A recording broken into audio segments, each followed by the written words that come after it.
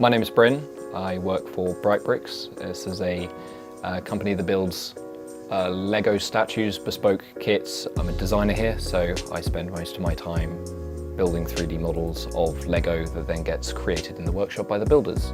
The show that we're knee-deep in at the moment, both in design and actually building it, is Brick Safari, which is going to be going to Marwell in July and August, and is then going to be part of our Brick Safari touring show. So we've got animals, all shapes and sizes. The biggest one certainly is the elephant, and has posed the biggest challenge. It involves segmenting it into various places where we can transport it, being able to get through doors, being able to transport it in lorries and things like that, which required a more detailed steel design.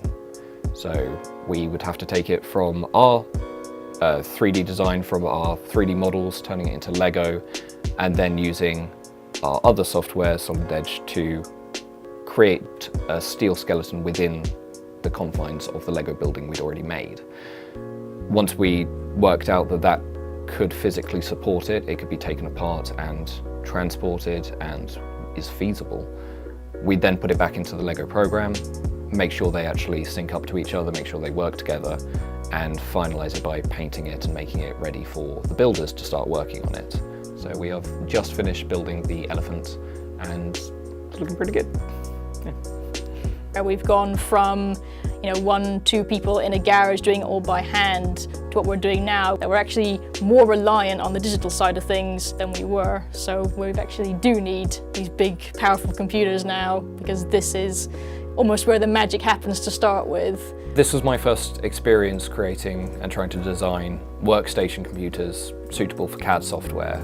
The reason I went with Novatech is because personally I'd created my own gaming PC a couple of years back, and I liked the customization options, how sort of open and transparent it was in how you create it, and I liked the customer support.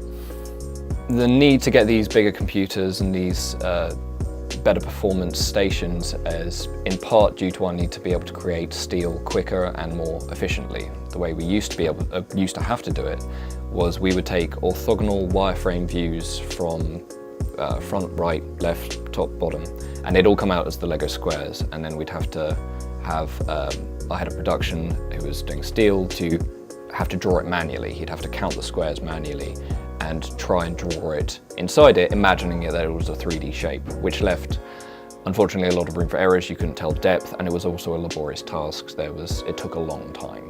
So now we have the computers and we have Solid Edge. We can create the 3D steel within the 3D file of the Lego. We know for certain that it's going to fit within it. We know for certain that it's actually got the physical strength that it's going to be able to work in certain areas, and it's sped up the process immeasurably.